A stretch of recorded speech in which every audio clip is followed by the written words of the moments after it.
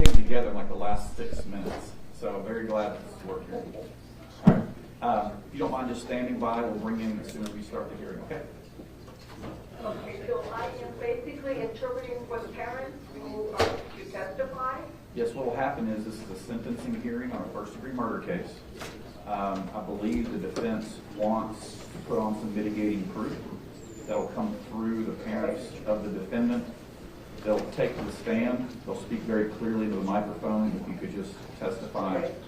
Okay? So if you don't mind standing by for a little bit. We do have a few other things to take up. So it may be 15 or 20 minutes before we get to that point. Is that okay, or would you like to call back and at that? Do you mind holding, or would you prefer to call back? Thank you so very much. I'd like to send Mr. Woods.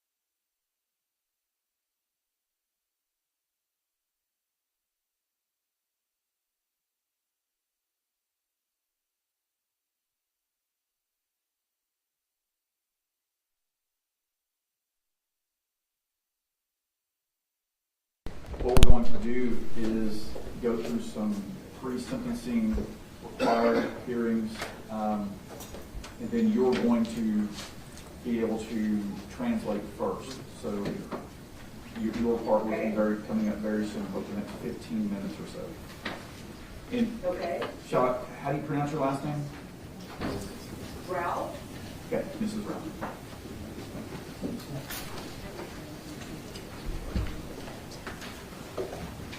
I can bring out Mr. Let's see, state rate Sue. Yes, Bring out Mr. Chen. Okay, thank you. All right, ladies and gentlemen, we're about to do a sentencing hearing. If your lawyer, if you're part of the regular docket today, just be with your lawyer and they'll get you a court date or picking up one of the sentencing.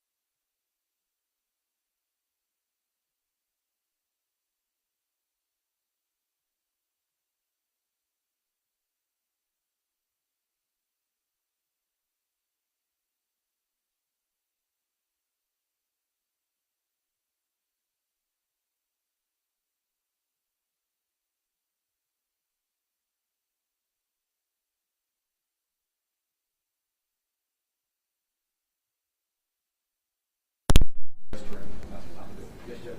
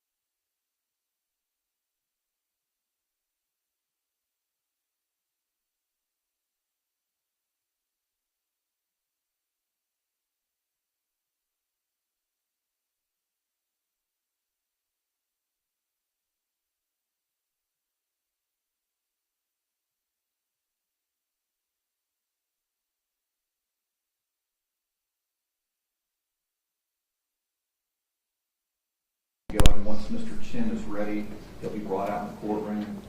We'll go over his right to testify if he chooses to do so. If he doesn't, at that point, we'll bring in the jury.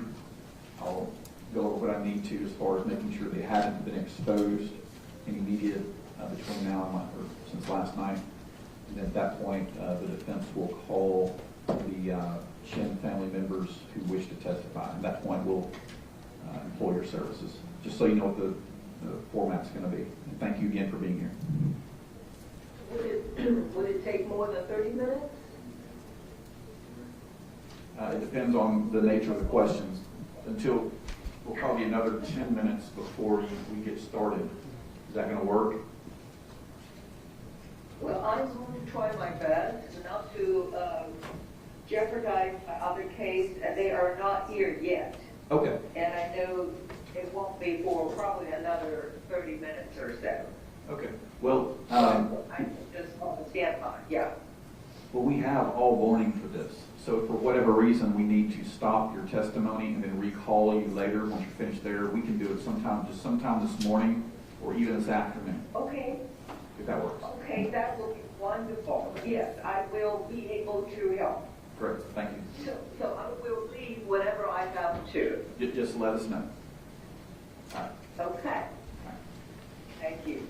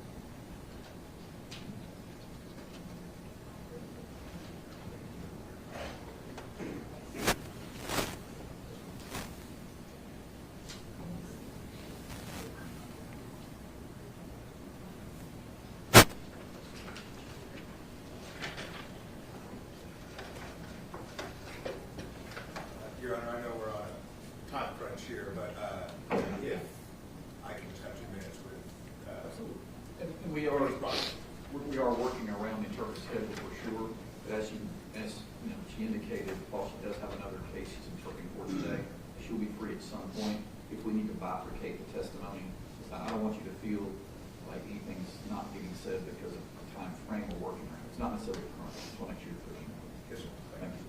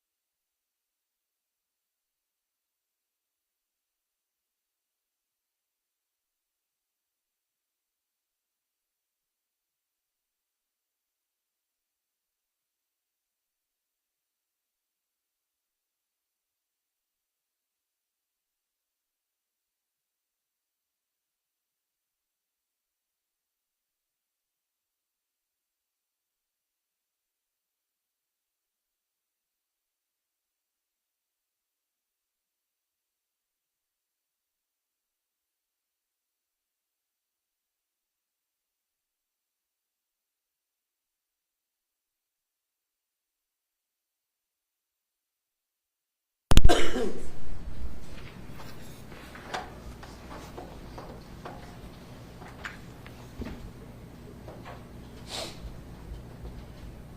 he signed the form? I was going to have him do another one.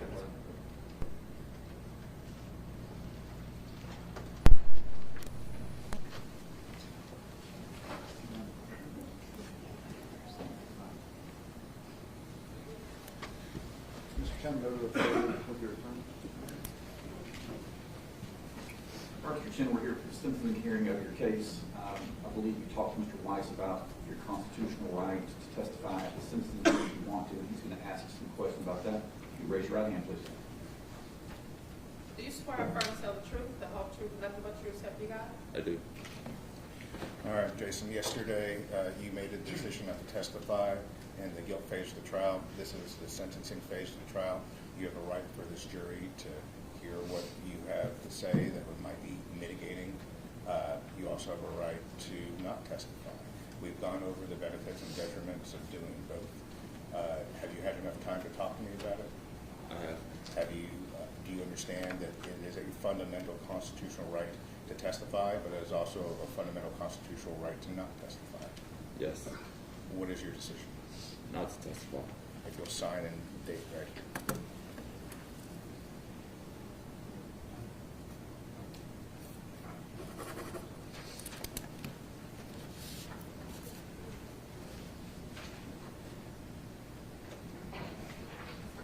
All right, Mr. Chen, as your attorney noted, it is your constitutional right to choose to testify or not testify. That can't be taken away from you. 陈先生，就像您的律师所讲的，您有权。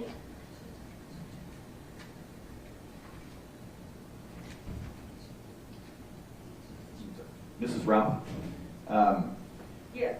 I wasn't clear earlier. We're only going to need, Mr. Chen speaks English. It's only Mr. Chen's family that we'll be translating for. So I'll let you know when we need Pardon me. That's okay, thank you. Okay.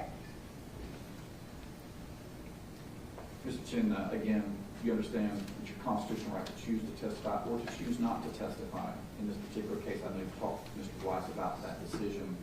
You made the decision not to testify, is that correct? Yes, sir. All right, thank you. You may sit at the council table. I'm bringing the jury on the regular. Yes, Judge.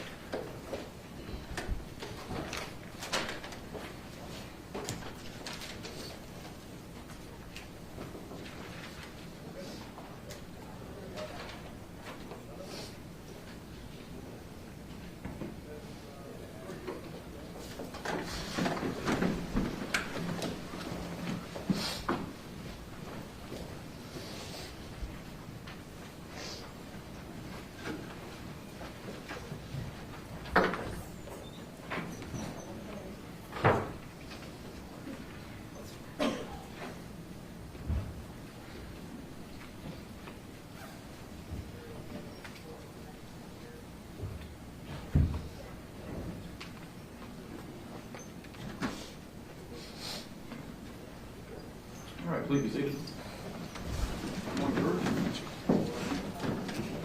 Want to make sure before we start, as always, that the jurors were able to abide by the court's admonition not to speak about the case with one another and not to be exposed to any media. Is that correct? Just nod your head, please. Reflect everyone nodding their head. What's going to happen now is I'm going to read some preliminary jury instructions for you that deal with the sentencing hearing. Then the parties will start calling proof at that point. Members of the jury, you have now found the defendant guilty beyond a reasonable doubt of first-degree premeditated murder, Jasmine Pace, as charged in count 1 of presentment 315228. As a consequence, your duties in this case are not yet concluded. And on count 1 only, there will be a second sentencing phase of the trial, during which it will be your duty to determine, within the limits prescribed by law, the penalty that shall be imposed as punishment. In Tennessee, the possible sentences for the offense of first-degree murder include imprisonment for life and imprisonment for life without possibility of parole. In this case, the state is seeking a sentence of imprisonment for life without possibility of parole in count 1. A defendant who receives a sentence of imprisonment for life shall not be eligible for release until the defendant has served at least 51 full calendar years of such sentence. A defendant who receives a sentence of imprisonment for life without parole shall never be eligible for release. Tennessee law provides that no sentence of imprisonment for life without possibility of parole shall be imposed by a jury, but upon a unanimous finding that the state has proven beyond a reasonable doubt the existence of one or more statutory aggravating circumstances, which in this case shall be limited to the following factor: that the murder was especially heinous, atrocious, or cruel, and that it involved torture or serious physical abuse beyond that necessary to produce death. The burden of proof is upon the state to prove any statutory aggravating circumstance or circumstances beyond a reasonable doubt. Reasonable doubt is that doubt created by an investigation of all the proof in the case, and an inability after such investigation to let the mind rest easy as to the certainty of your verdict. Absolute certainty is not demanded by the law, but moral certainty is required, and this certainty is required as to every element of proof necessary to constitute the verdict. Tennessee law also provides that in arriving at the punishment, the jury shall consider any mitigating circumstances raised by the evidence. In this case, the mitigating circumstances shall include, but are not limited to, the following. 1, the defendant has no significant history of prior criminal activity. 2, the youth of the defendant at the time of the crime. 3, any other mitigating factor which is raised by the evidence produced by either the prosecution or defense at either the guilt or the sentencing hearing. That is, you shall consider any aspect of the defendant's character or record, or any aspect of the circumstances or the offense favorable to the defendant which is supported by the evidence. The defendant does not have the burden of proving a mitigating circumstance. There is no requirement of jury unanimity to any particular mitigating circumstance, or that you agree on the same mitigating circumstance. In deciding the sentence for count 1, you are authorized to weigh and consider any statutory aggravating circumstance that has been proven beyond a reasonable doubt, and any mitigating circumstance that may have been raised by the evidence throughout the entire course of this trial, including the guilt-finding phase, the sentencing phase, or both.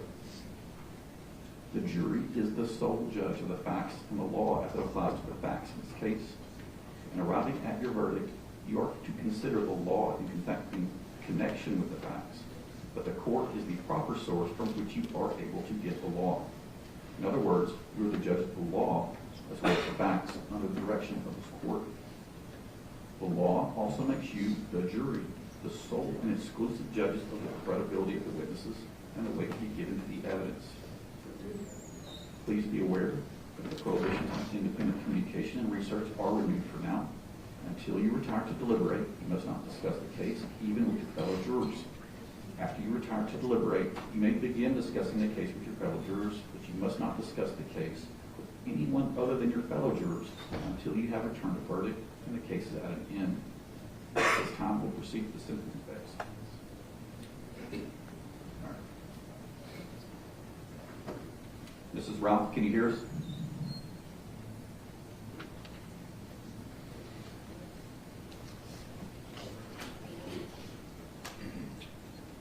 Mrs. Ralph, can you hear us?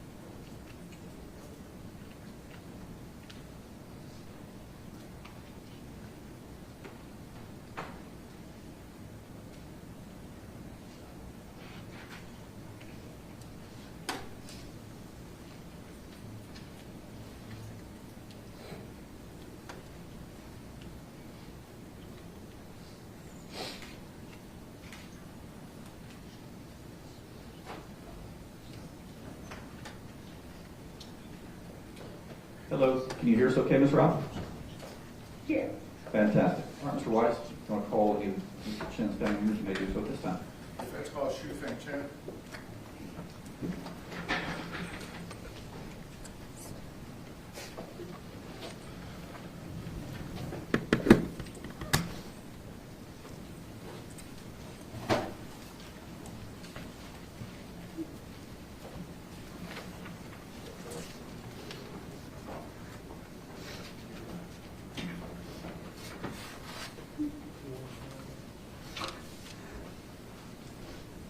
Ralph, could you translate for the bailiff as he swears the witness?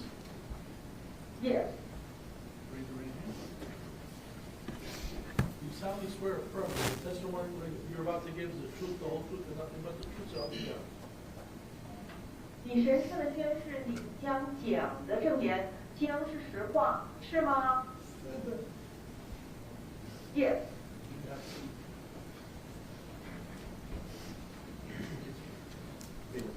You can give her the microphone to hold and I'll hold it. 请请他抓在手里，以便能够放大的清楚。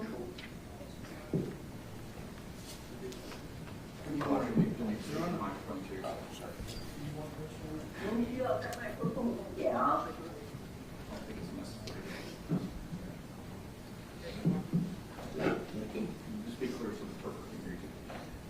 Good 请 morning. 讲清楚，慢一点，以便口译员能够听您口译，好不好？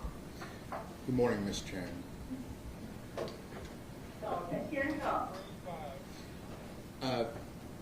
Can you say, are you related to Jason Chen? 您跟 Jason Chen 有没有亲戚关系？我是他妈妈。 I am his mom. I want to talk to you about your son. Can you tell me a little bit about Jason? 儿子的思想。你再讲一次，我听不大清楚。 Can you say that again? I didn't hear you very well. Can you tell me about your son? 你能不能告诉我你的儿子？这是我儿子，他是一个很懂事的孩子，他很乖，在家里都很听话。 Someone who knows right from wrong. Tell me a little bit about his childhood. What kind of child was Jason growing up? 那么 Jason 长大的时候呢，他的儿童时期是怎么样的？他在学校小学跟初中都是挺好的，很好。他们就很少去外面，都是几个人，他整个都在家里读书，回来都在家里。 He is a diligent student and got along very well in school with everyone. He spent a great deal amount of time at home doing his studying. What kind of character? I know people can be defined by a moment in their life, but prior to this incident, what kind of character would you say that Jason had or has? 那么我知道，有的时候一个人他的生命有的时候是在一瞬间就会改变的。那么 Jason 在这件事情发生以前，就是他以前，你能不能告诉我他的人格个性是怎么样的？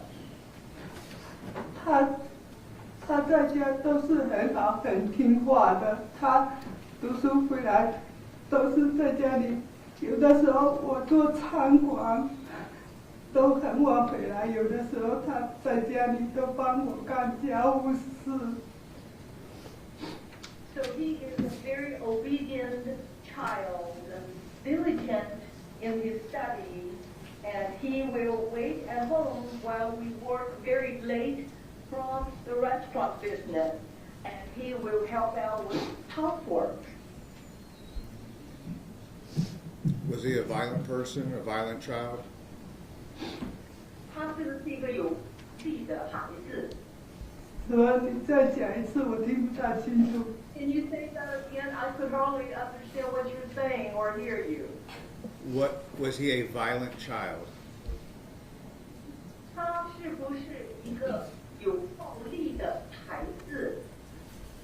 他是的，他是一个很好的孩子，他都没有跟 No, he's a very good child.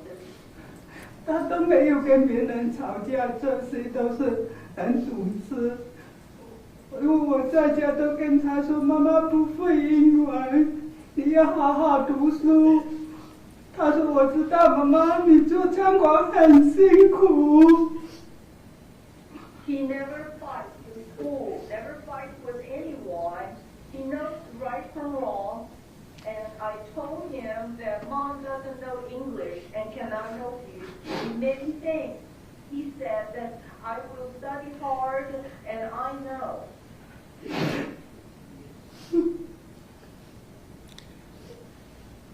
How will this situation change your family?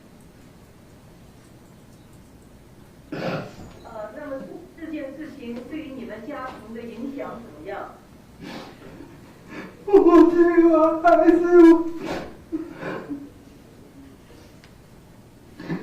因为我们想不到他会发生这种事情。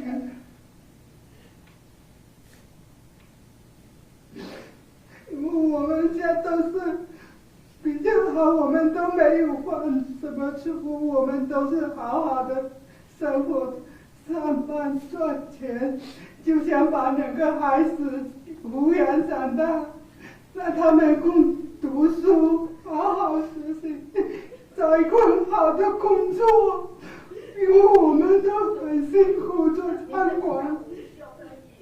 陈太太，您等一下好不好？Yes, we are a law-abiding family.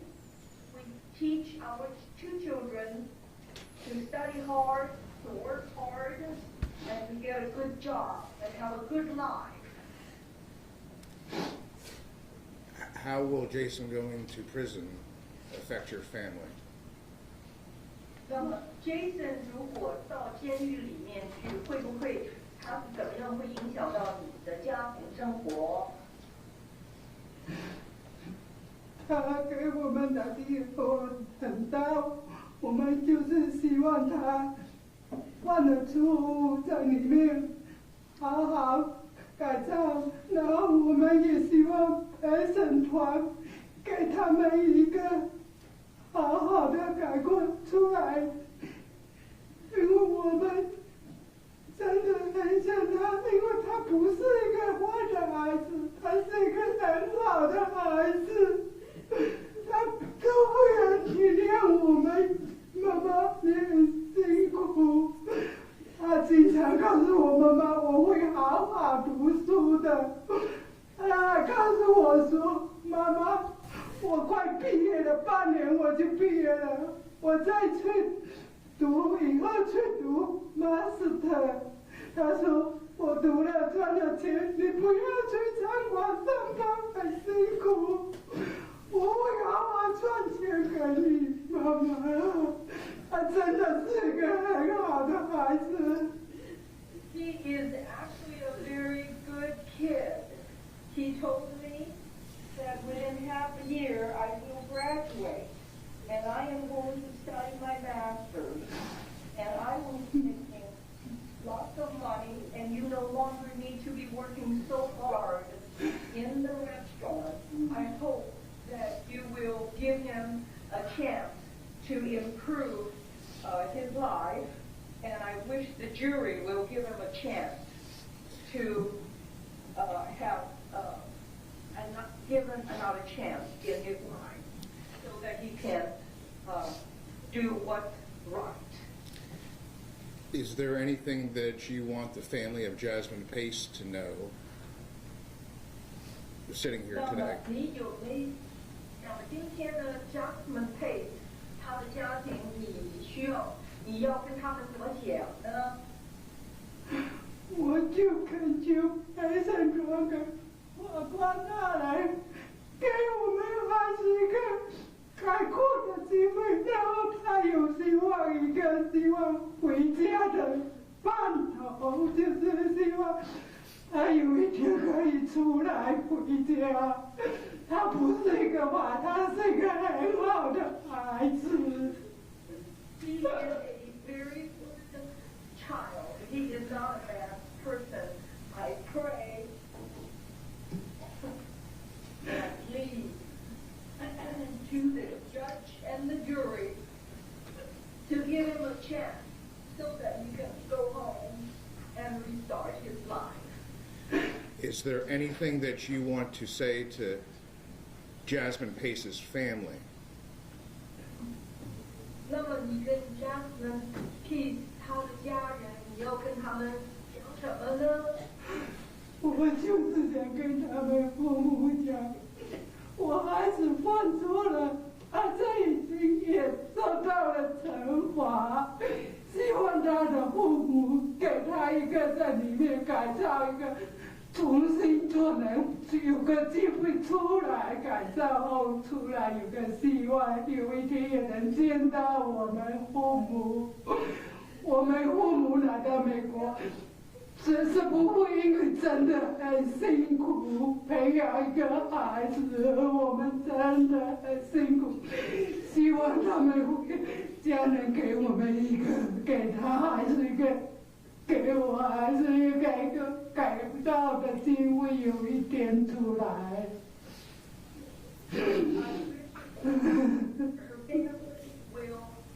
will give him, my son, a chance to be out one day and a chance to restart his life. Because it is very, very difficult in a country that we have to, without knowing English, we have to raise children in very difficult circumstances, and he is a good person, he's not a bad person. We wish that her family would allow him a chance to relive his life and improve his situation. Can you explain to the jury why Jason should have the ability to have parole 51 years from now?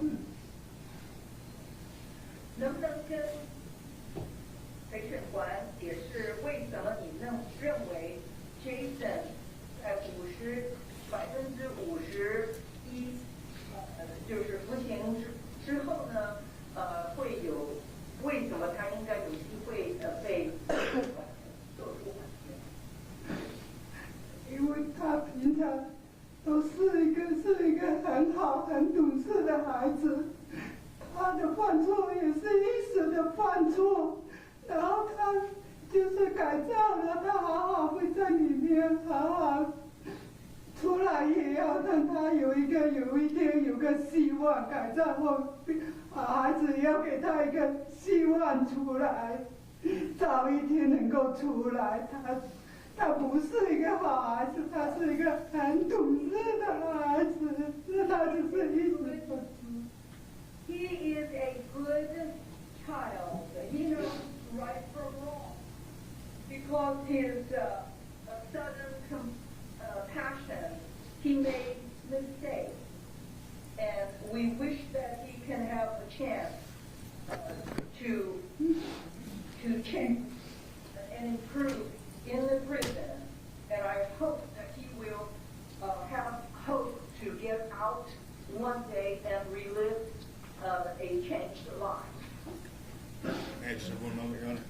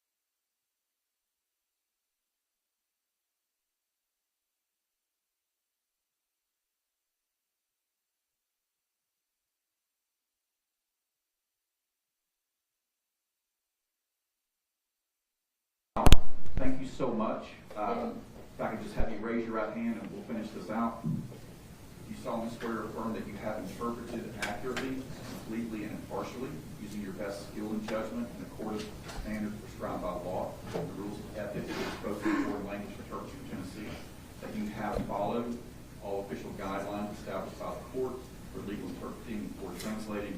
You discharge all of the solemn duties and obligations of legal interpretation and translation in this case as you, when you translated earlier for Mrs. Chen. Is that correct? Yes, I do. Okay, and you have done that, correct? Yes, I have done that. Thank you so much for your availability. You're welcome.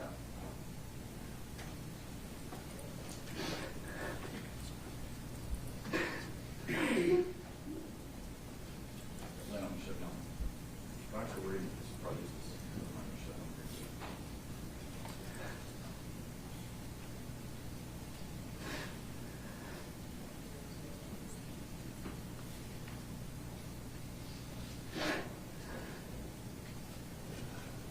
All right, Mr.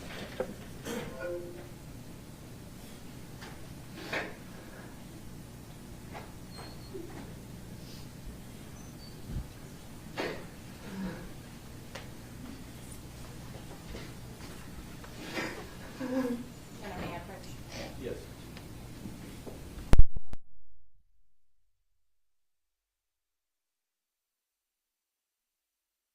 Ways that can have to work, I think, is the microphone's going to be very close to the microphone from the phone. The jury can hear the translation of English. Yes. What's more, what's it, Ms. Morrison, what needs to happen? Most of the things that happen is the person on the phone needs to hear her voice. Right. And the jury needs to hear the translation coming through the phone. Right. You want to steer this interpreter? Well, I don't know if it's a licensed interpreter or not. For the record, what happened was there was some concern about whether or not the witnesses' answers being translated. Ms.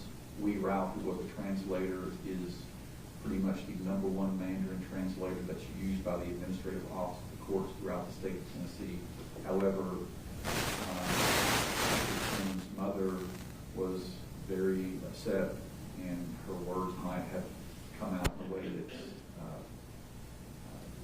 that did not perhaps communicate what she wanted to, or at least what the defense wanted to. So what we're doing is a workaround where a person is on a phone, that the defense is comfortable translating Mrs. Chen's words to the jury. So Ms. Morrison's holding a phone with the translator that the defense feels comfortable with, and hopefully the jury and the record, the jury will understand what's being said, and the record will reflect that. All right, you may proceed. Ms. Chen, what do you want the victim's family to know? Mr. Weiss, you can stand next to Ms. Morrison. That way you're speaking directly into the phone. Your Honor, can we at least know the relationship between the translator and the family, Yeah, who correct. this is, or does it matter? I don't know if it matters or not. The court's done its duty to Yes. provide a certified interpreter. I want Mr. Chen to be able to have the defense he wants for the translation that he wants. I believe it's an ant. Oh, an ant? All right. Mr. Chen. Okay. Your Honor, and apparently there's a specific dialect that Ms. Chen speaks, that this interpreter can also speak. Okay.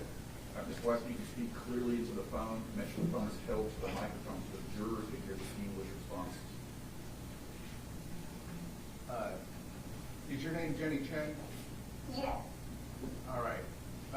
Ms. Chen, are you related to Shufeng? Yes. Can the jurors hear that okay? Raise your hand if it gets echoed. Can you hear? You're good? Jenny Chen, can you please ask Shufeng Chen what, if anything, she wants the victim's family to know? OK，我見咗書，對我嘅大眾啊，你想講邊啊？你想講邊啊？我拿这个又给陪生活活过到开始有会，都叫见好地啦，你会可以介绍我啦，见好地啦啊，所以时间可以见好地啦。Okay. Jason's mom. Jason's mom say. She know. He make a big mistake. And he recognized that. His mother think he's still young. He hope Julia can get more chance. If not, with the parole.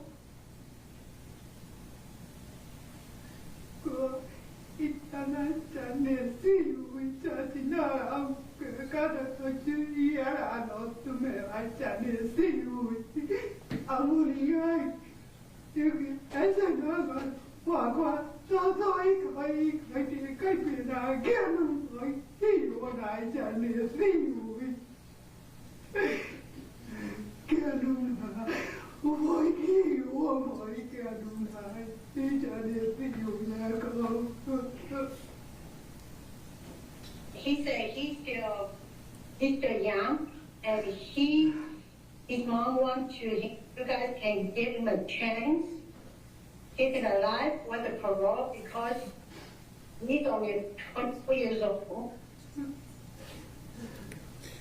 Thank you, Ms. Chen. No further questions. Does the state have any questions? No, Your Honor.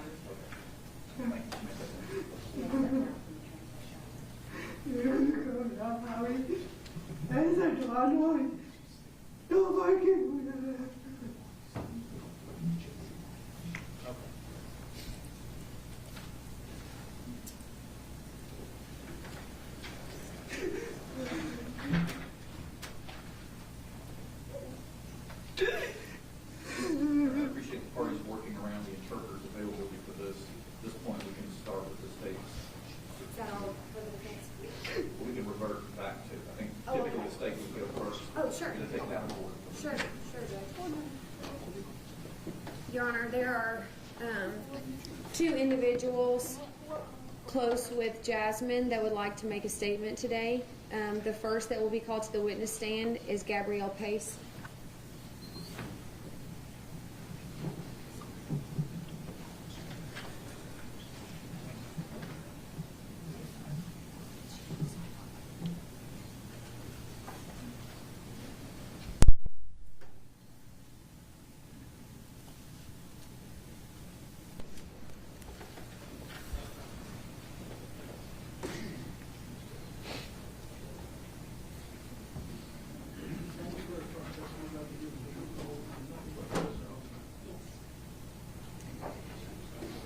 Can you state your name for the court reporter?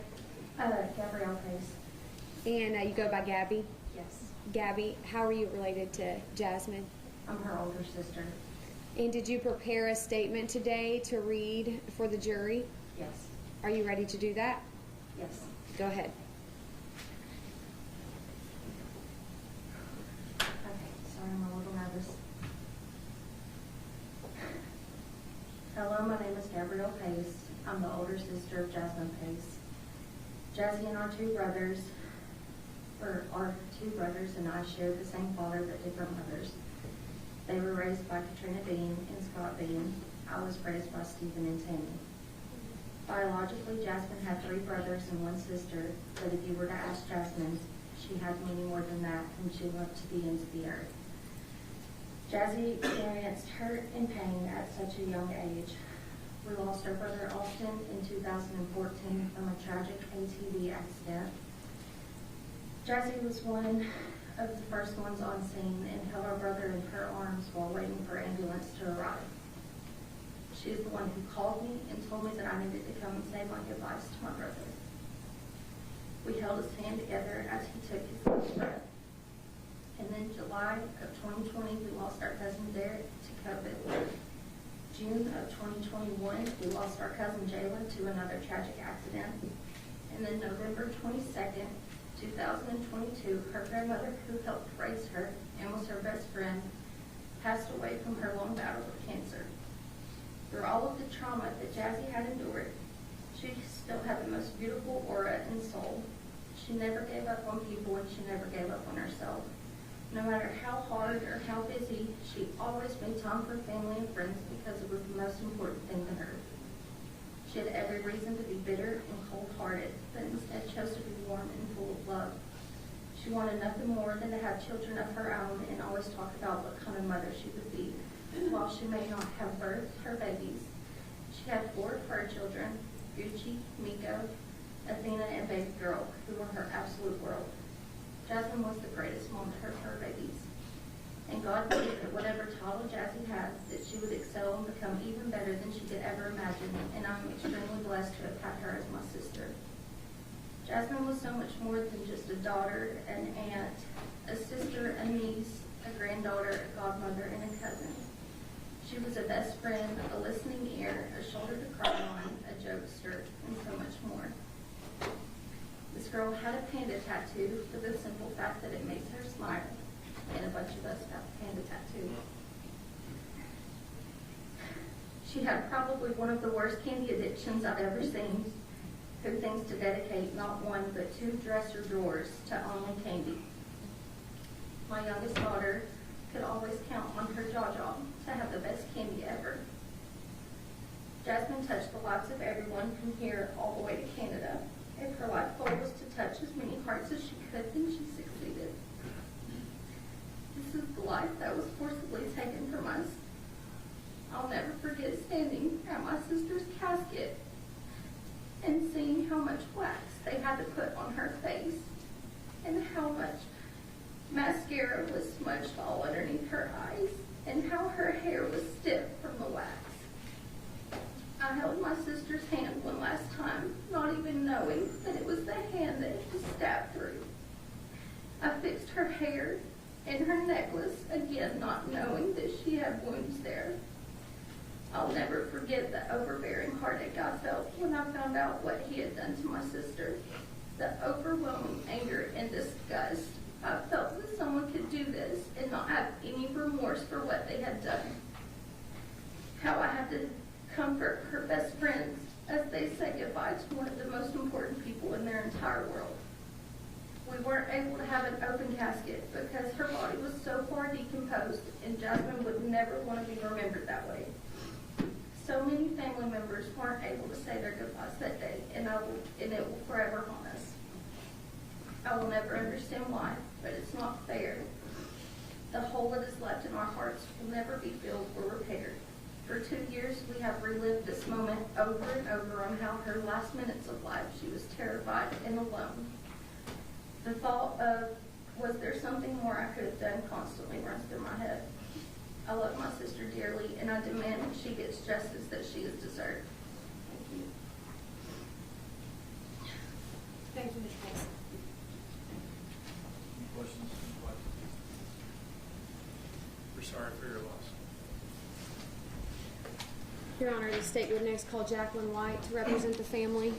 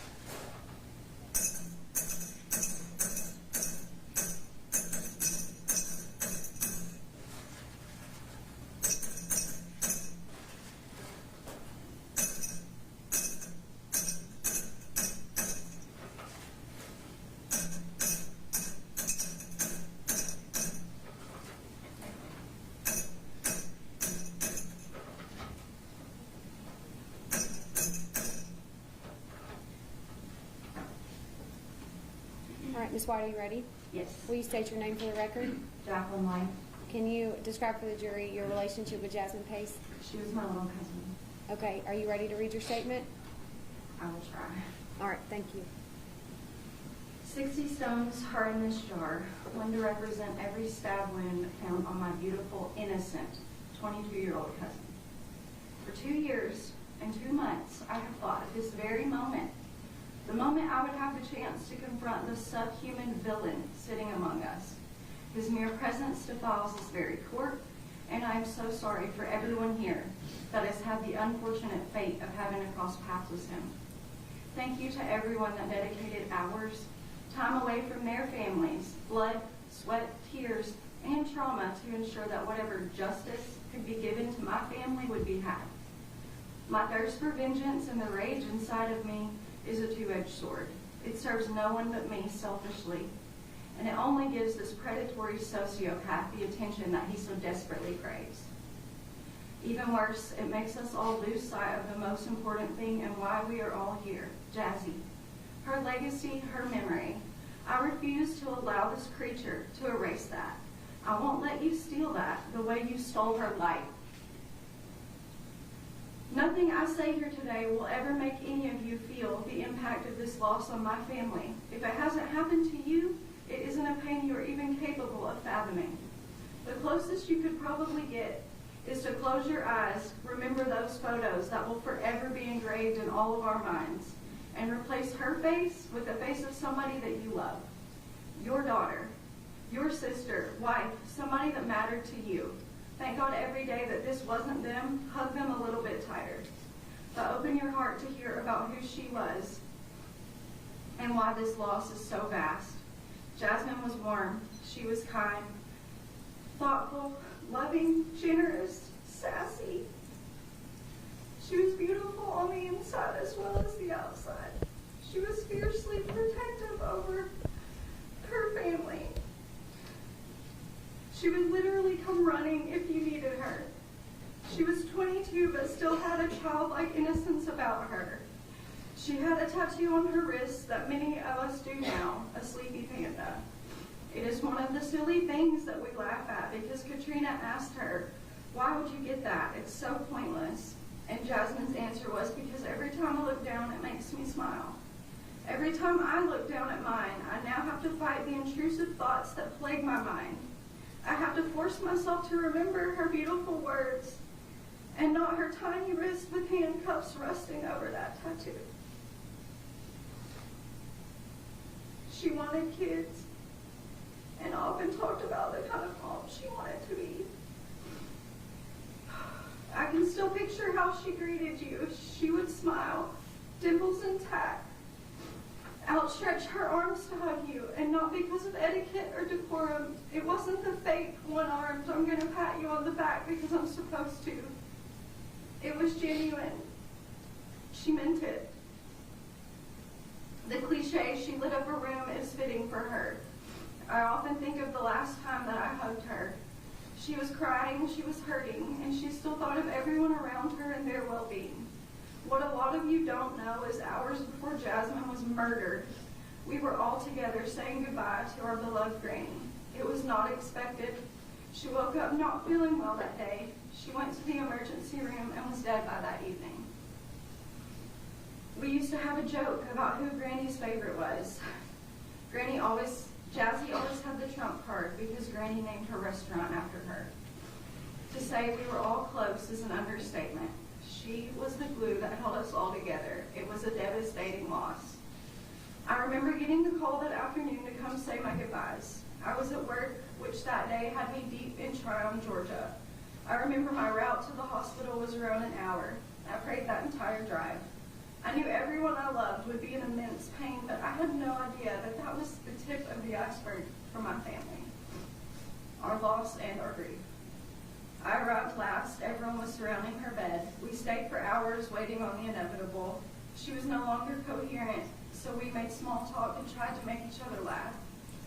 I remember Jasmine commenting on my cup. I had a Starbucks cup with a flower topper. I told her I really wanted the mushroom one, but they were sold out.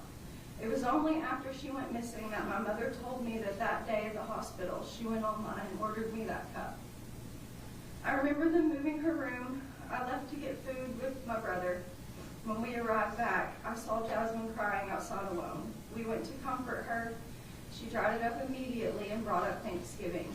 Remarkably, even through her own pain, she was so focused on everyone else, doing something kind like ordering a cup for me, or taking burdens off of our mothers during a painful time. Jessie pointed out that our moms would not want to get together or cook for Thanksgiving. She said we have to make them. She offered to bring whatever we needed and suggested we handle the details. She insisted that we keep that tradition because it's what Granny would have wanted. We made plans and God laughs though, because Jasmine would never be at another Thanksgiving. I texted her at 8:49 the morning after we lost Granny. I asked her if she was okay. He responded, "I just need some time alone after everything that happened." I have so many questions that torture my mind. One of them is, what were you doing for the hour and 12 minutes before you pretended to be the girl you murdered and responded to her family concern for her? It goes quiet after you changed her passwords, her bank, her socials. Were you cleaning? Were you sleeping? Where was her body for all that time? The suitcase? The floor next to your bed? The emotional exchange that neighbor claimed to have heard prior to you chasing her and her sending her mother an SOS pin? Was that her begging for her life? What were her last words? How are you such a coward that you have to bind a 98-pound innocent female, giving her no chance of even fighting back? That question, interestingly enough, brings me some comfort, knowing how weak, impotent, and scared you are. I know your new counterparts in prison will get a sick enjoyment out of being able to overpower you the same way that you did to her. The same way that you relished in her fear, torturing her, her pain, someone will have those feelings at your expense. I find peace knowing that you will never again in your life have warm, loving human contact, though you will have plenty of physical contact, I am sure of that. If I were cold, I would be sure to tell you that while you were trying your best to look down and not get excited by the photos of my dead cousin, your mother was hyperventilating alone in a corner outside. If I were spiteful, I would remind you that your last victim, Jason, is your own family. You didn't just take Jasmine, you took your family's hopes, dreams, privacy. You took their son. You replaced it with shame. You cost them thousands and thousands of dollars that could have been spent on their other children, the ones that aren't rotten to the core. I pray for your mother. If my son were capable of doing what you have, I would constantly look for the signs I missed and the ways that I failed, although this is not her fault. But I am not here to talk about you. I am supposed to speak on how your wicked, demonic choices affected us. The roller coaster of losing your grandmother and then searching for your cousin only to find she was taken in the most horrific manner is more than anyone can bear. We have had to wait years for justice because you are such a coward that you refuse to take responsibility. It just solidifies what you are, not that any of us had a single doubt. Being forced to sit in a room with a sadistic animal that murdered someone dear to you is something I would only wish on my worst enemy, you. I look at my family, my circle, my people.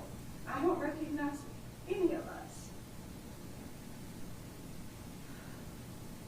It is a harrowing place to be when someone you love and have admired your entire life is screaming, "Why would God do this? What did she ever do to deserve the life she had, or to be murdered by someone she trusted?" The silence that filled that room because none of us had anything to offer haunted me. For weeks I had to find something to say for comfort, even if my heart didn't yet believe it. I had to tell a mother that God was nowhere when her child was taken, that the enemy has come to steal, kill, and destroy, and he used this parasite as a vessel to serve that agenda. I choose to believe that my granny was taken on that day so that we all got to hug Jasmine and have our last words to one another be, "I love you." I know when she made it to heaven, not only was her brother there to greet her, so was Granny. Jasmine was only 22, but she had a lot of pain in her young life. Her biological father abandoned and rejected her. He broke her heart long before any man ever could. Her 14-year-old brother passed away when she was 16. He had an ATV accident that she sadly had to help pull off of him before watching him die. She lost her grandmother and then her life at the hands of someone she went to for comfort. She overcame so much, and she still chose every single day to have a trusting heart and a kind soul. Jasmine was a fitting name for her. The flower that blooms in adversity is the most rare and beautiful of all. There are no words that I could say about her to make any of you grasp that if you didn't know her, but I would like to read some of her own from her journal. I pray that her words help you to understand that she was remarkable, truly. The void of her loss will never be filled. Every smile, every memory we make, every accomplishment, holiday, birth, the big moments for our family will always have an undercut of sadness because she isn't here. We have a life sentence of pain due to Jason Chen's actions. We will never wake up and have a chance to put this behind us. It will be with us every single day until we leave this earth. It is embedded in our DNA. He should have the same life sentence we bear. He should never be allowed to leave prison and start his life over or put this behind him. There has never been one shred of regret, humanity, or normalcy shown from this empty-eyed beast. He is beyond saving.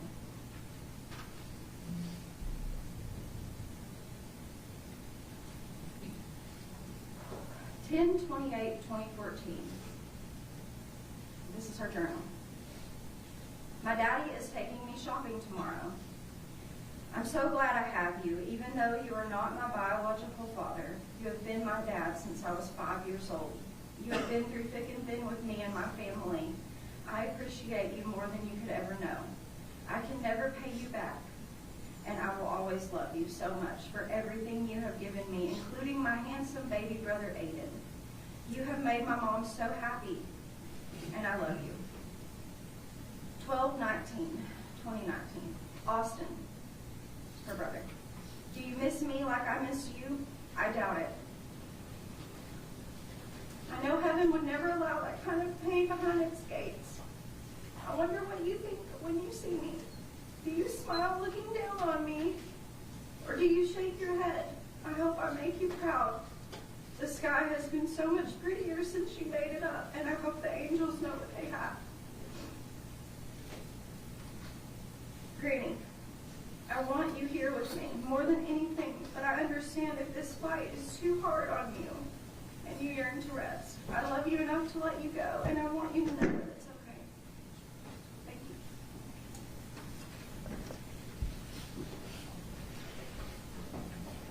Questions? John, I have 1 minute.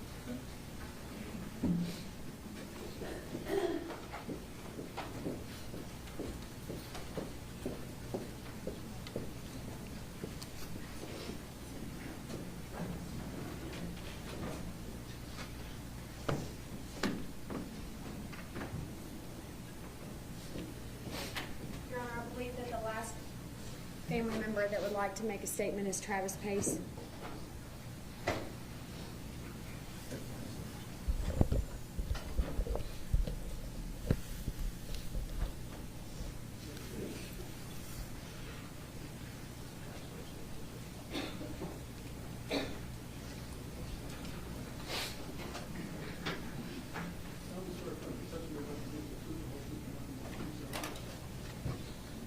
Mr. Pace, the jury is familiar with you, but can you state your name for the record? Travis Pace. And you are Jasmine's biological father, is that correct? That's correct. Did you prepare a statement for the jury today? I did. Are you ready to read that? Okay.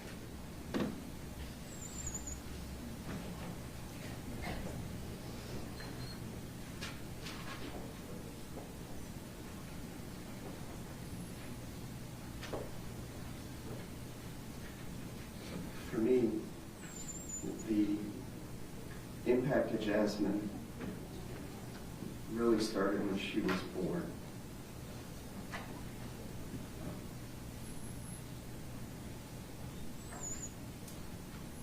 It's a funny story. The doctor that we had at the time and the ultrasounds that we had at the time, he said, I don't do this very often, but I would bet the farm it's a boy. And we began thinking about what boy names we were going to give eventually Jasmine. And we're working at a restaurant, an Italian restaurant, and we're going through who we think she's going to become. How she got the name Jasmine Nicole Pace. Most likely with her parents, she was probably going to turn out dark-skinned, long dark hair, and gorgeous. She was. So we thought Aladdin's Princess Jasmine would kind of be who she looked like when she would be born. She kind of did. But we thought about if she becomes powerful and professional and strong, maybe Jasmine's not good for a corporate boardroom meeting or an attorney's office or something. She needs an alternate name that might actually represent, if she chose to be called by Nicole. Wow. Maybe it sits well in a boardroom or something. And so we were thinking about how beautiful she would be, but how powerful she would be. When she was born. She walked early. She crawled early. She spoke early. Before she was 1 year old, she was already reading and writing and speaking in English, Spanish, and German.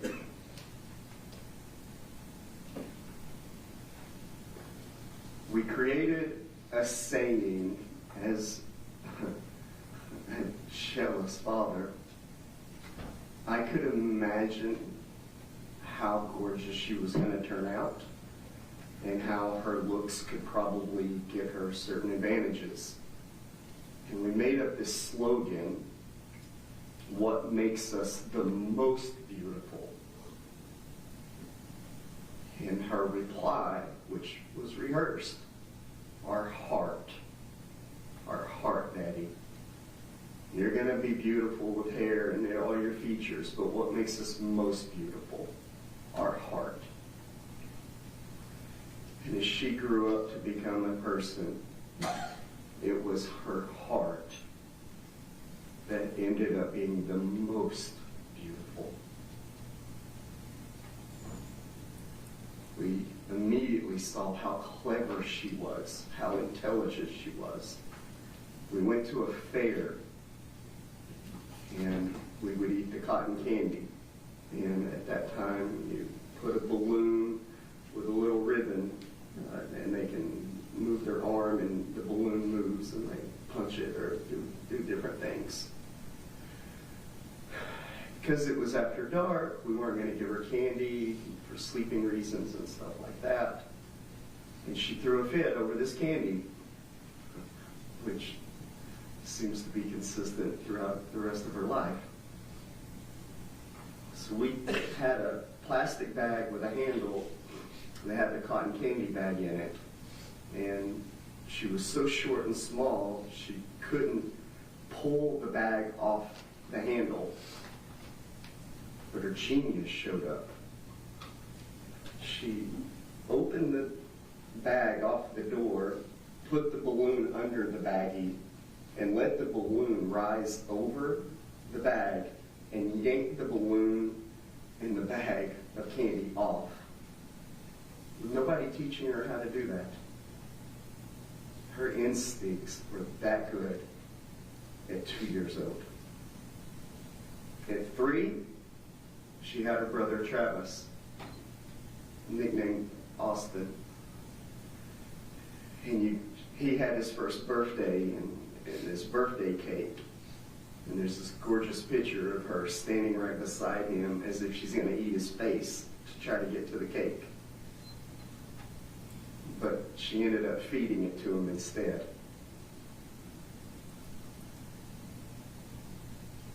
And the ingredients for it were on the opposite side of the kitchen.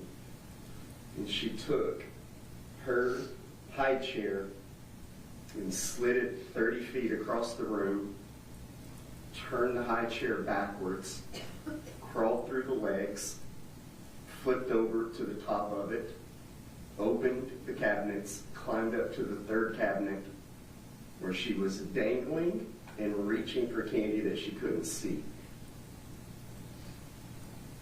Fierce, determined, successful.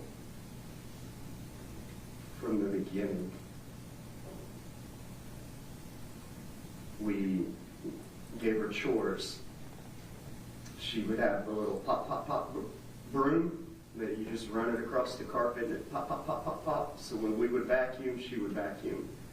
When we would load dishes, she would want to play dishes. When we would do the trash, she would want to do the trash. And this moment came, why are we letting her pretend to do fake trash, fake dishes? Jasmine, would you like to put this cup right here in the dishwasher? This plate right here in this one section?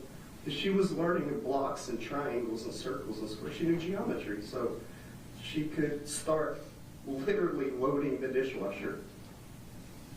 And her little broom was just enough where she could dump off pieces of trash into the garbage can. And she didn't pretend to play house. She was actively a part of the family that was sweeping and cleaning and loading the dishwasher and feeding her brother. It was a privilege.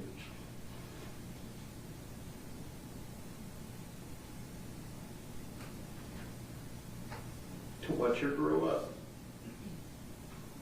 What her potential was going to be.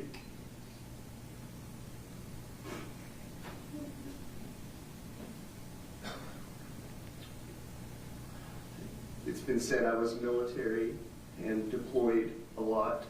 I was gone a lot.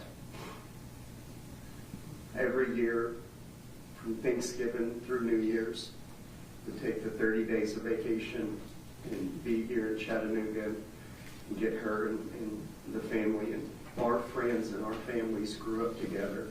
We married at the same time, had kids at the same time, and our kids grew up. You go through high school. She went to Canada to be with an extended part of her family in Canada. And we had to do a lot more phone conversations, obviously, from Canada. And in high school, her focus was to be a business major, to get her master's, her MBA. The college that she was looking into was Chicago Business School. We were talking about what it would take to get the GPA right, to get the volunteer, to get the accolades, to get a scholarship, or to get a ride, to figure that out. That was some of her thoughts that she was thinking while she was in high school, while being an amazing sister. She was the type of sister that she always had extra. She saved, she saved, and she saved. And you would think that she saved to keep it. She really did save it to hand it to all of her cousins, to all of her brothers and sisters. They would all go to her, can I borrow this, can I borrow that, can I have this, can I have that? And she had a drawer of anything that you wanted to have. money, clothes, candy.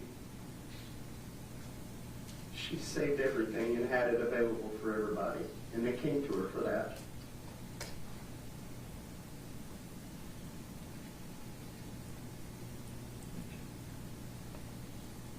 She would have been 16 years old. Yeah, she definitely was. She was 16 years old. And she had a 14-year-old brother, her younger brother, same one. And the type of person that Jasmine was, she heard about the wreck on a four-wheeler and that her brother was hurt. And she was the first on the scene.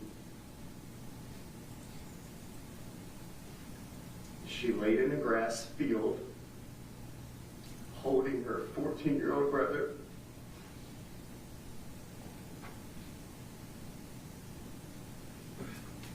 And stayed with him through all the surgeries. She didn't make it. But she was the one in the room holding the hand. The amount of courage and bravery that it takes to lay in the field with your brother, remarkable.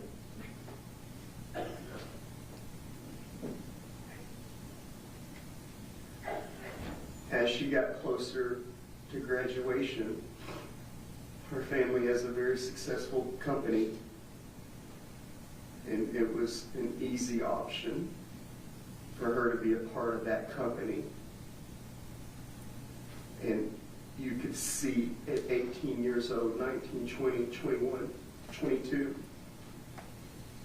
she's on the phone with contractors and renting equipment and staging operations and moving pieces around for her family business that it's possible she would have inherited and continued to run.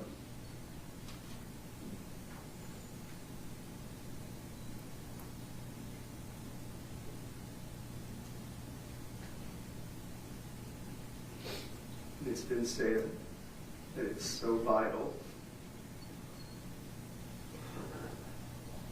how much she talked about and thought about what mother she would be, and the children and the grandchildren. And it's not like Jasmine was the only person we lost. We lost our children. We lost our grandchildren.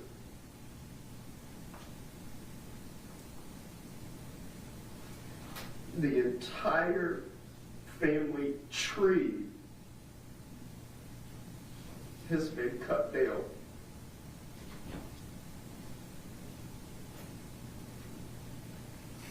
It will not just affect us for 50 years. For the next thousands of generations, we will no longer have that piece of our family. We will no longer see a successful businesswoman run her company, her family's company. We will no longer see the glue of a sister and a cousin be the provider for everybody around her.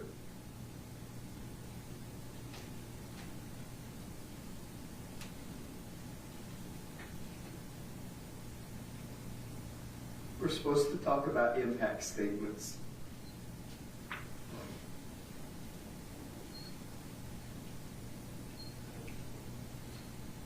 As a father, or even as any parent or loved one, we kind of think about what could you imagine is the worst case scenario ever.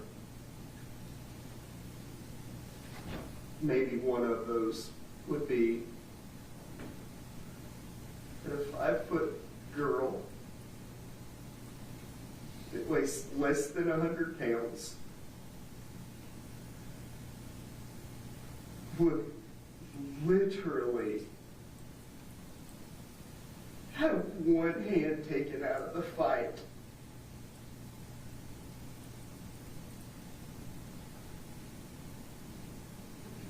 And to be so methodically restrained that her weak side and her weak hand would be used.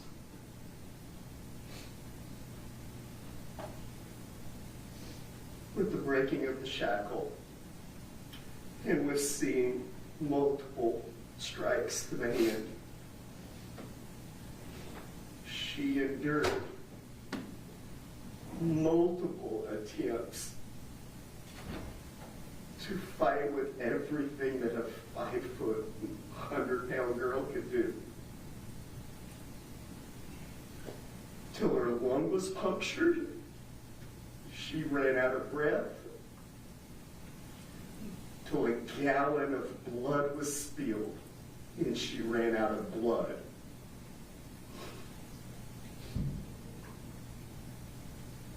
She is the epitome of fighting with everything within you.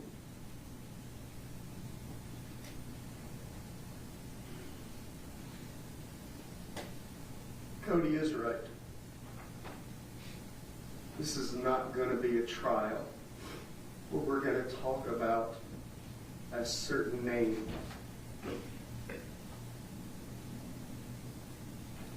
And it's not only a trial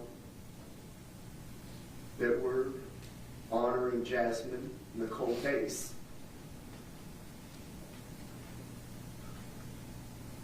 This has now become a statement. Justice for Jazzy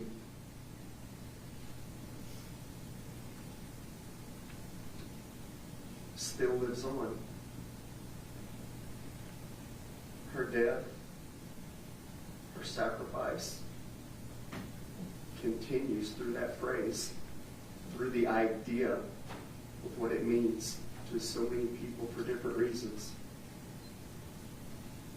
And why her candle, her light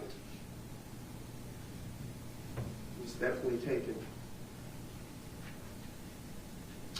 It didn't end there, and it has now spread through the hearts and minds of so many people that are affected by what happened to her.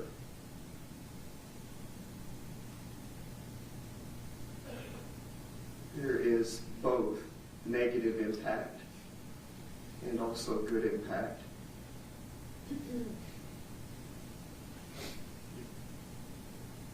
I don't know what it's going to be like for other people to move forward.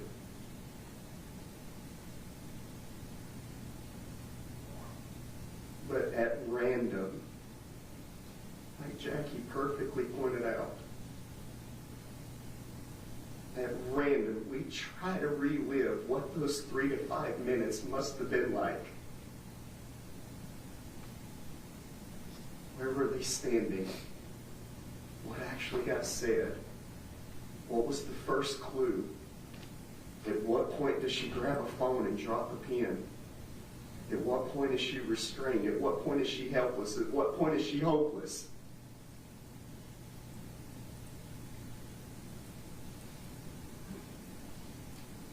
We could be at work. Absolutely have nothing to do with this moment. And then in the midst of work, that's your very next thought. We sit at a family function, and her dimples, and her smile, and her laugh, which was contagious, is absence in the room. And it's a vacuum. You really know the absence is gone.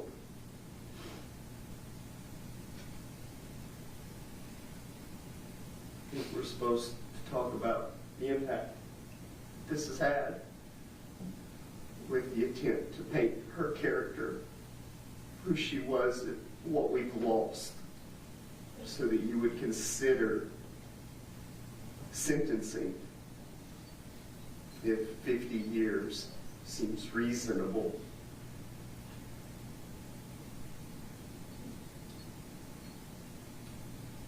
To take her future family, kids, grandkids, great-grandkids, to take her away from the family business, to take her away from the brothers and the sisters and the aunts and the uncles and the cousins.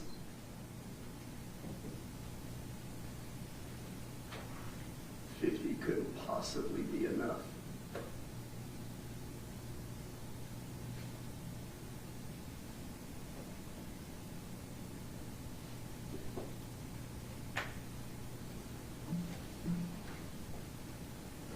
Thank you, Mr. Pace.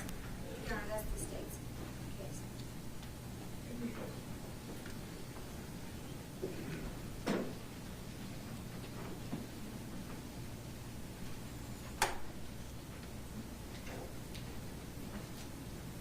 Any additional proof by this witness? And we have a short recess. Yes, sir. So take a 15-minute recess. We'll be back in.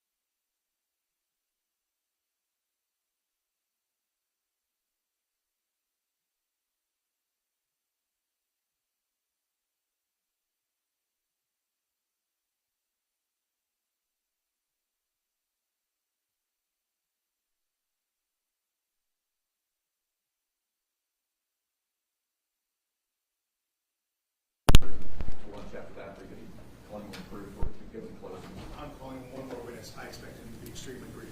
And then my closing should be short.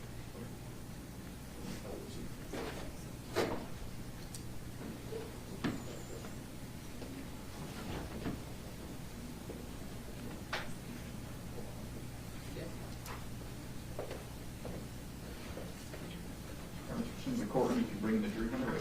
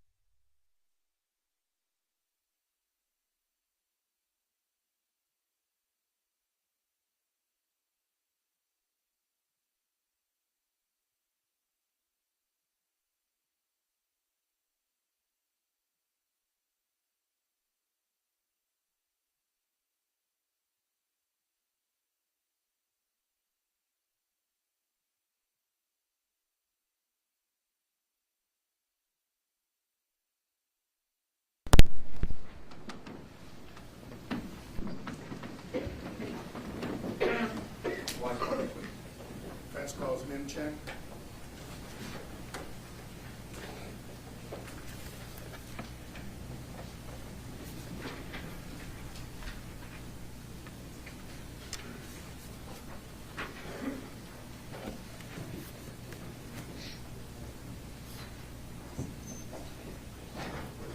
For the record, we're proceeding the way that the defense refers with the Yes, Your Honor. Janine Chen.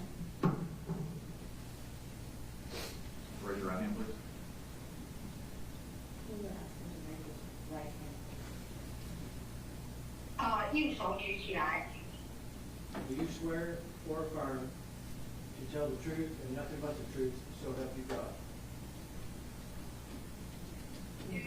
可以我就来听你哦，你回答。 Yes. 举手呀。 Mr. Weiss, would you stand to make sure the translator hears your shirt? Are you the father of Jason Chen? 女儿的结婚了吧 ？Yes. Is there anything you want to say to the family of Jasmine Pace?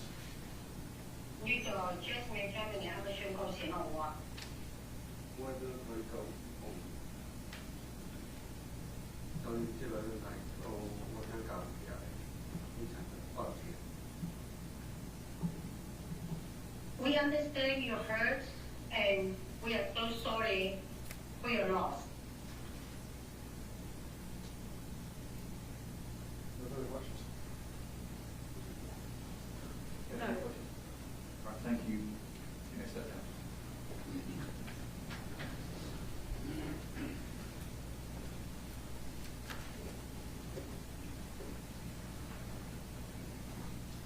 Any other witnesses for the defense? State offering your rebuttal. No, Your Honor.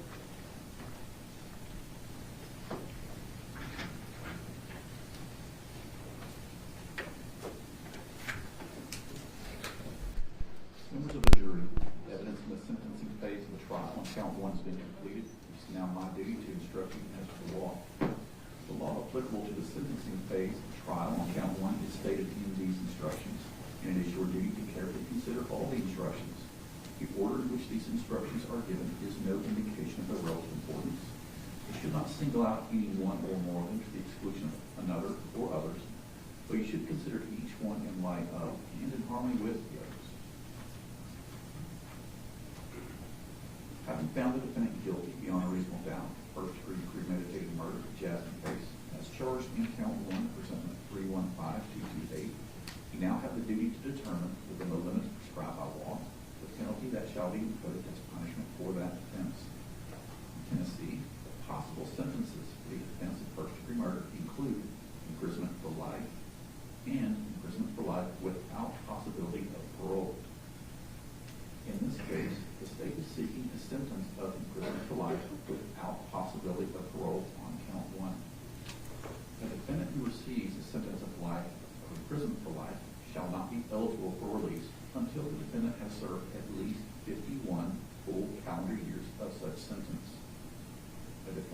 receives a sentence of imprisonment for life without parole shall never be eligible for release.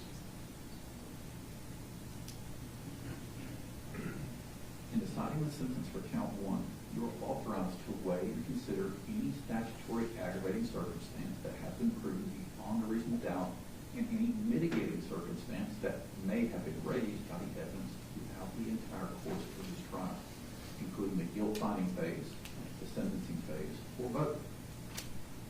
The law makes you, the jury, the sole and exclusive judges of the credibility of the witnesses and the weight to be given to the evidence. In addition, the jury is the sole judge of the facts and of the law as it applies to the facts in this case. In arriving at your verdicts, you are to consider the law in connection with the facts. The court is the proper source from which you are to get the law. In other words, you are the judge of the law as well as the facts under the direction of the court. Tennessee law provides that no sentence of imprisonment for life without possibility of parole shall be imposed by a jury, but upon a unanimous finding that the state has proven beyond a reasonable doubt the existence of one or more statutory aggravating circumstances, which in this case shall be limited to the following. The murder was especially heinous, atrocious, or cruel, and that involved torture or serious physical abuse beyond that necessary to produce death.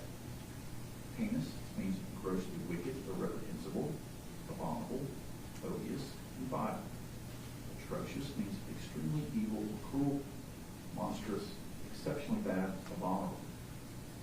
Cruel means disposed to inflict pain or suffering, causing suffering or painful. Torture means the infliction of severe physical or mental pain upon the victim while he or she remains conscious and alive. Members of the jury, the court has read you the statutory aggravating circumstances that the state has alleged in this case. If you unanimously find that the state has proven a statutory aggravating circumstance beyond a reasonable doubt, the law requires you to consider that statutory aggravating circumstance and decide the appropriate punishment in this case.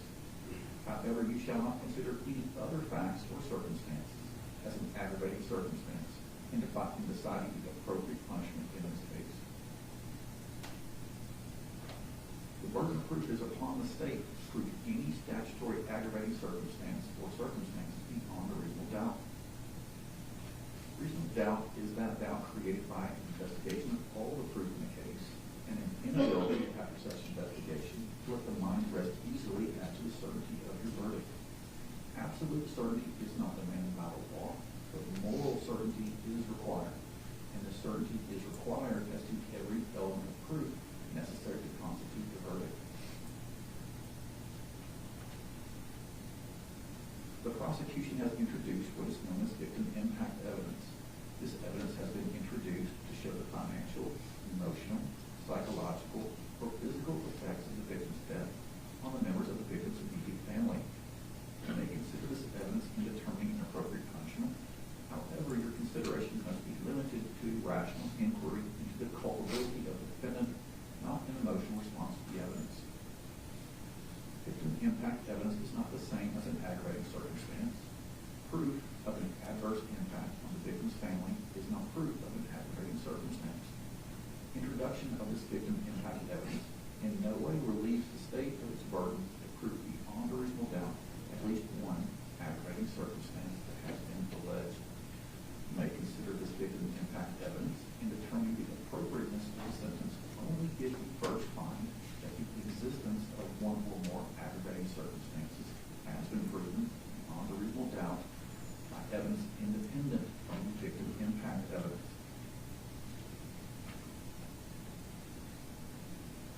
Tennessee law also provides that in arriving at the punishment, the jury shall consider any mitigating circumstances raised by the evidence. In this case, mitigating circumstances shall include, but are not limited to, the following. 1, the defendant has no significant history of prior criminal activity. 2, the youth of the defendant at the time of crime.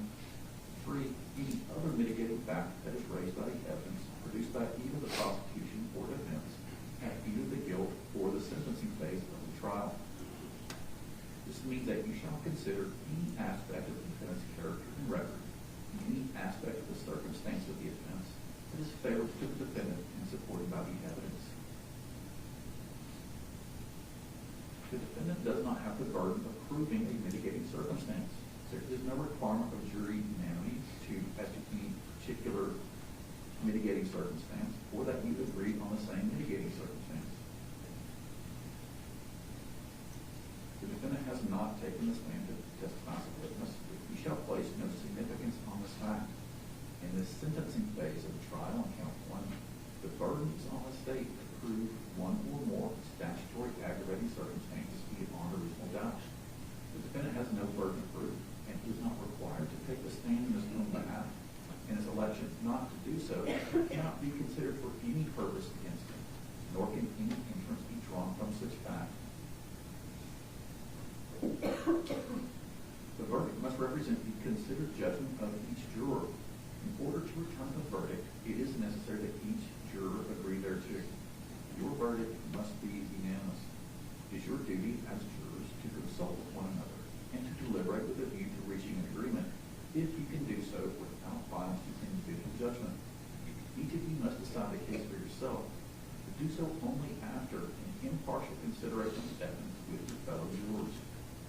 In the course of your deliberations, do not hesitate to re-examine your own views and change your opinion if convinced it is erroneous. Do not surrender your honest convictions as to the weight or effect of the evidence, slowly because of the opinion of your fellow jurors, for the mere purpose of returning a verdict. When you have reached a verdict, you will return with it to this courtroom, and your foreperson will deliver the verdict once to the court. If you do not unanimously find that at least one statutory aggravating circumstance has been proven by the state beyond a reasonable doubt, the sentence shall be life imprisonment. If you do unanimously find that at least one statutory aggravating circumstance has been proven by the state beyond a reasonable doubt, you shall, in your considered discretion, sentence the defendant either to life imprisonment or to life imprisonment without the possibility of parole. In choosing between the sentences of life imprisonment and life imprisonment without possibility of parole, you shall weigh and consider any statutory aggravating circumstance or circumstances proven by the state beyond a reasonable doubt, or any mitigating circumstances. You will indicate the sentence with your unanimous findings or lack of unanimous findings with respect to the statutory aggravating circumstances on the accompanying verdict form. The sentence must be unanimous. The verdict form must be signed by each juror. The verdict form that you will receive reads as follows. With respect to the sentence of the defendant, Jasmine Chen, on count 1, presentment 315-228, we, the jury, please indicate your unanimous findings or lack of unanimous findings with respect to the statutory aggravating circumstances and your unanimous verdict with respect to the sentence. Do not unanimously find the statutory aggravating circumstance beyond reasonable doubt, and do unanimously agree that the defendant's sentence shall be life imprisonment. Or do unanimously find the following statutory aggravating circumstance beyond reasonable doubt in that the murder was especially heinous, atrocious, or cruel, and that it involved torture or serious physical abuse beyond that necessary to produce death. And please mark one of the following sentences. Do unanimously agree that the defendant's sentence shall be life imprisonment without possibility of parole, or do unanimously agree that the defendant's sentence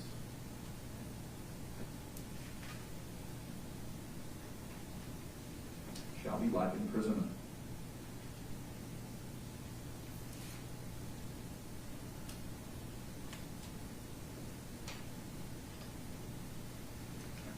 Stay ready.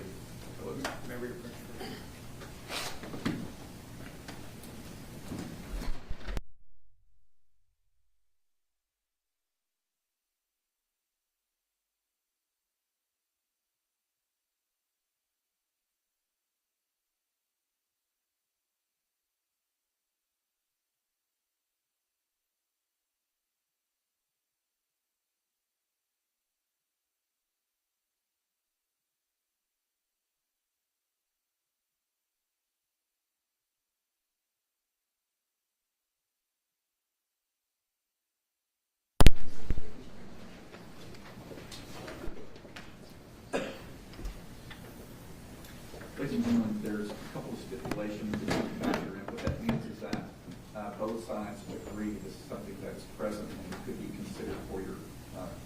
in your deliberations.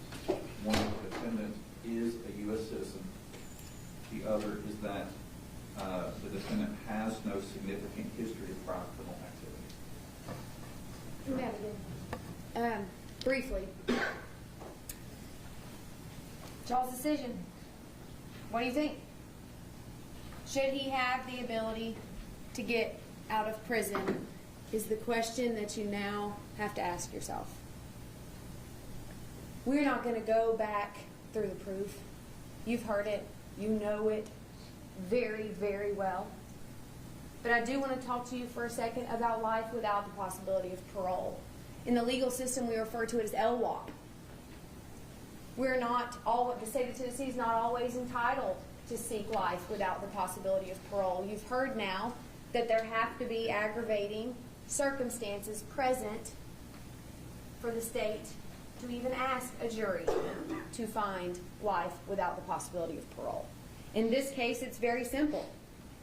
Tennessee state law allows life without the possibility of parole if the murder was especially heinous or atrocious or cruel, in that it involved torture or serious physical abuse beyond that necessary to produce death. And then it goes on to define those terms. I hate that I even have to say this, but if he was going to kill her like he did, he could have done it in other ways. He could have killed her in other ways where we would not be here for this sentencing hearing.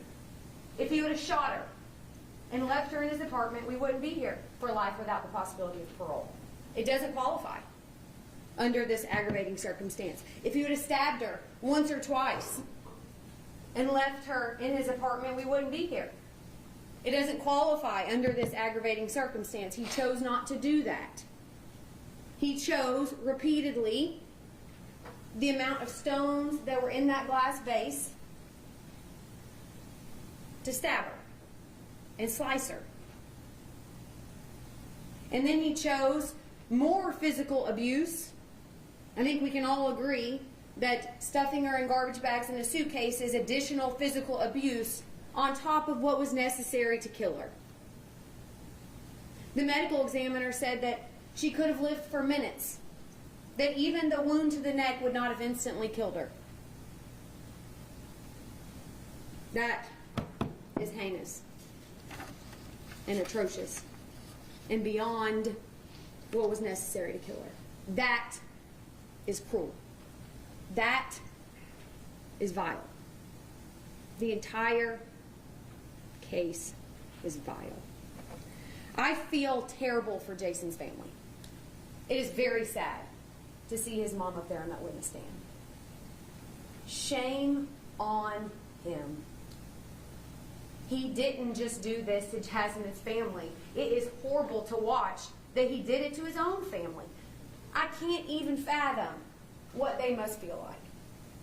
But I want you to ask yourself something. Did you see or feel legitimate, genuine remorse for the Pace family?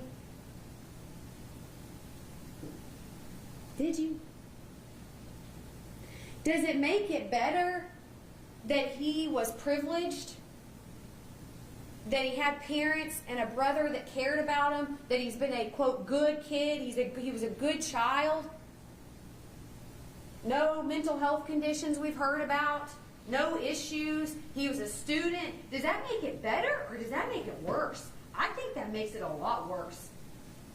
Because there are kids in our communities that have hard lives, that struggle with drugs, with mental health issues, that grew up in bad homes,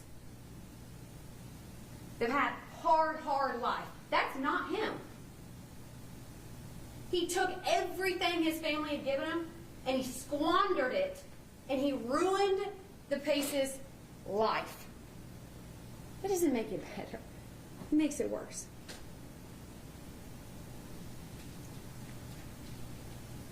All we are asking is that he never gets out of prison.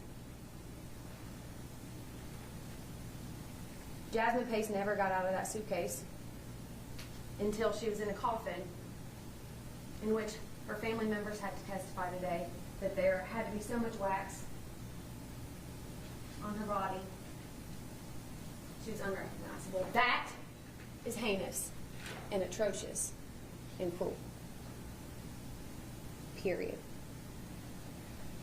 Just like yesterday, we ask that you go back there, talk about it, make the right decision, and make sure he never gets out of prison. Thank you.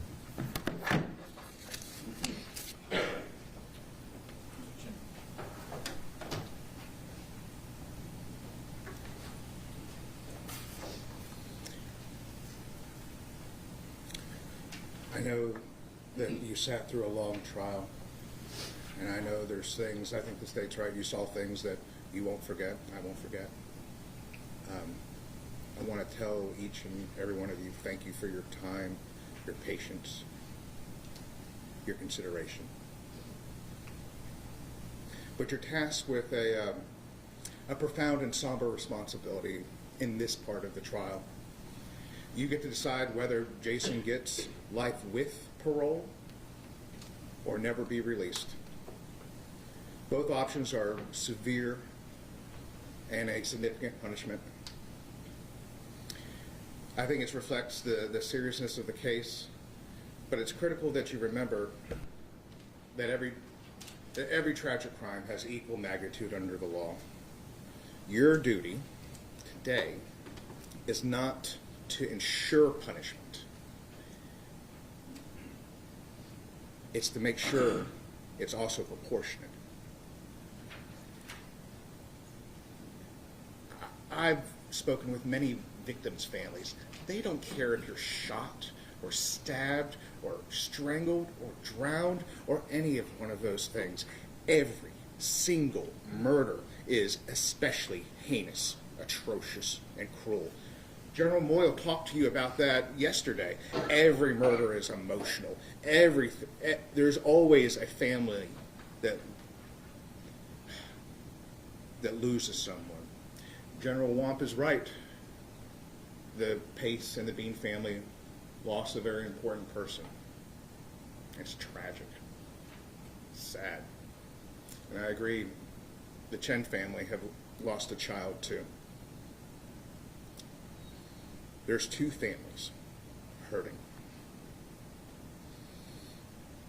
It's important to know that the law distinguishes crimes that are inherently tragic with those that rise to the most egregious levels of brutality, deserving permanent condemnation. The question you must ask yourself when you're back in that jury room is whether or not this case reaches that threshold. Does it rise to the level that Jason Chen, a 73-year-old man, be forever denied an opportunity to demonstrate remorse, rehabilitation, and redemption?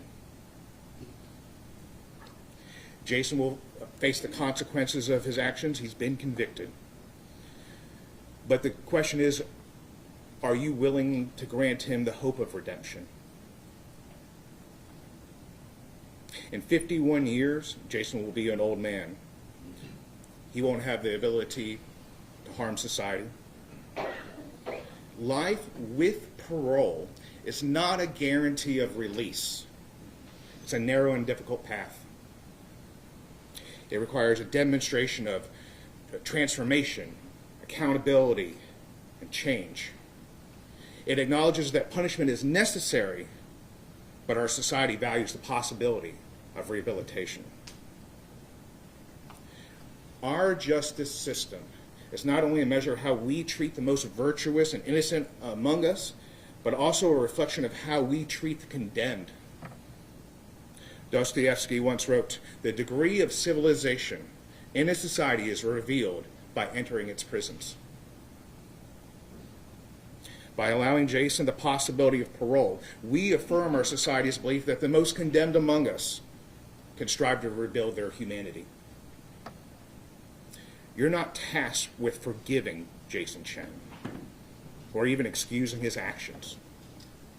You are tasked with ensuring justice, a justice tempered with mercy, not because Jason deserves it, but because it's a reflection of our humanity as a whole. I ask that, and we ask, that you give Jason the opportunity and a 73-year-old man to seek this redemption. Let him spend the next 5 decades behind bars reflecting on the choices that he made when he was 22 years old. And only then, if he can demonstrate true remorse and true rehabilitation, let society consider whether he can return.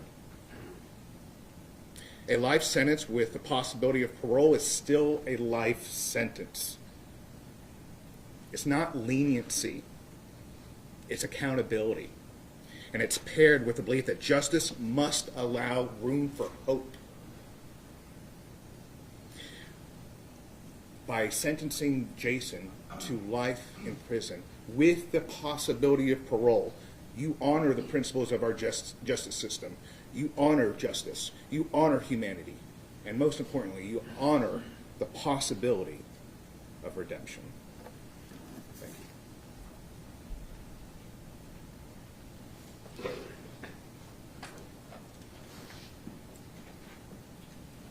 Ladies and gentlemen, you may now take the case, consider all the evidence fairly and impartially, complete the verdict form, and report your verdict to the court. You may now retire to the jury room for your deliberations.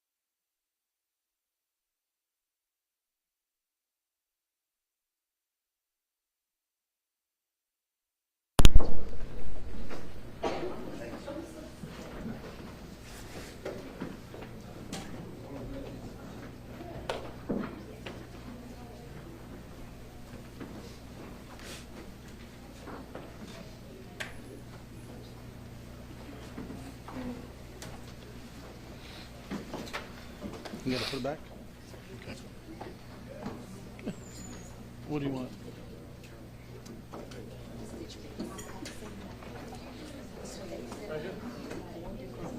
You want it here?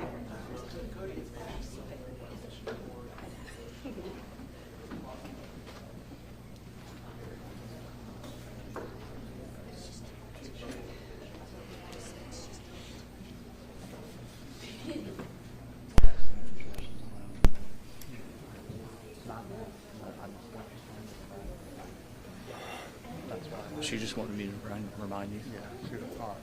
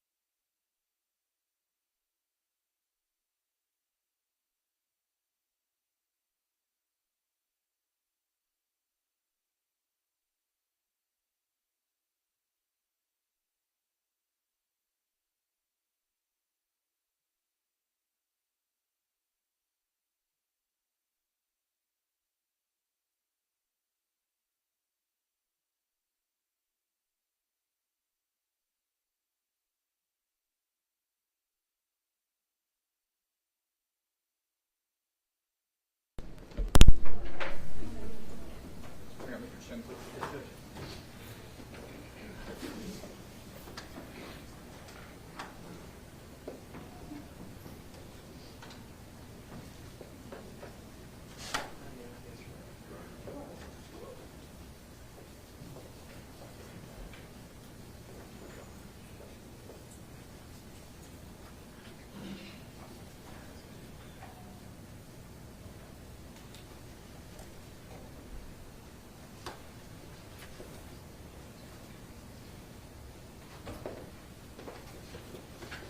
Been told the jury has reached a sentencing decision. Is the state ready to take the decision?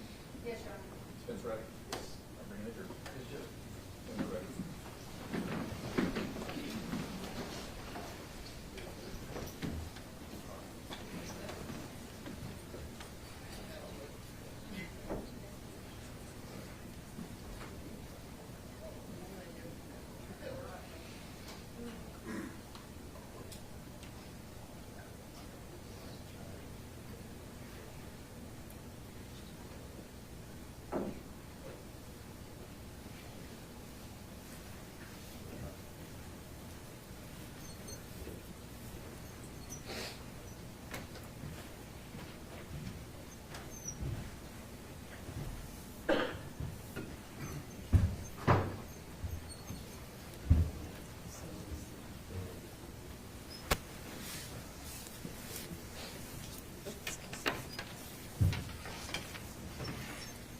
Please be seated. Probably told the jury has reached a sentencing decision. Is that correct? Yes, Your Honor. Giving the papers to Mr. Rosario.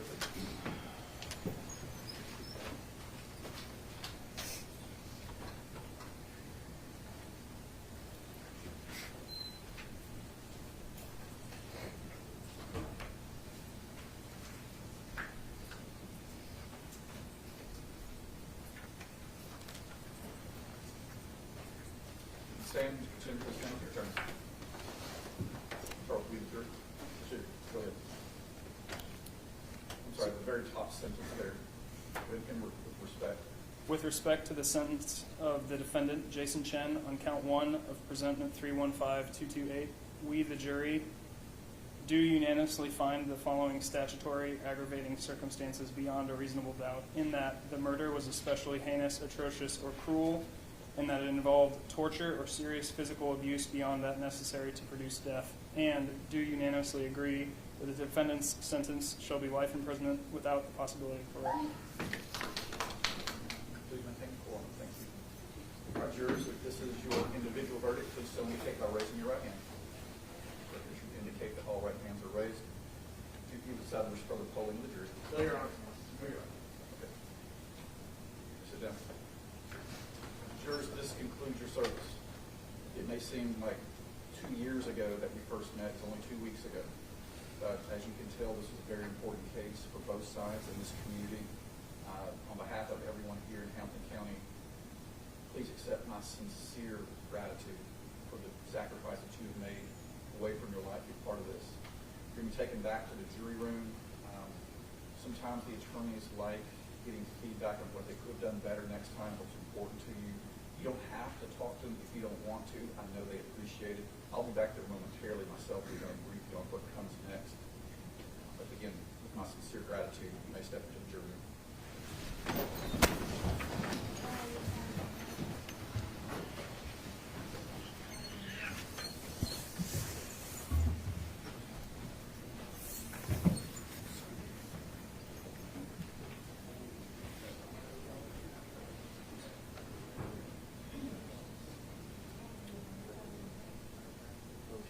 Mr. Chen, as 13th juror sitting on this particular matter, I do concur with the jurors' results and do find you that the state has met its burden, and therefore sentence you to life without the possibility of parole. Is there an agreement on count 2 that we meet that sentencing hearing? Your Honor, if the defendant is in agreement, the state would offer 1 year to serve concurrent with the sentence that the court gave, the jury gave, and in count 1, that would be the minimum that the defendant could serve. You need time to talk to Mr. Chen about that, Mr. Lawrence? I should. Okay. All right, Mr. Chen, you may go back to the sheriff. Excuse me. Just one other matter to take care of. Is that correct? With the defendant's mother. Approach, please.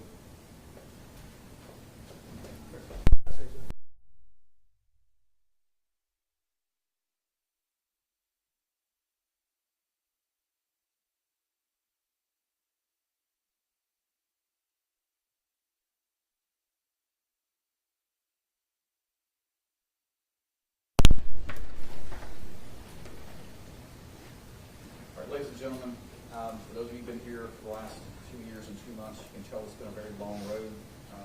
It's not over yet. There's obviously some appeals process that have to be undergone at this point. There'll be maybe one more matter that occurs here at the trial level. Thank you for maintaining as much decorum as you could. It's not helpful to have expressions to the degree that it might hurt the case. That didn't happen in this case.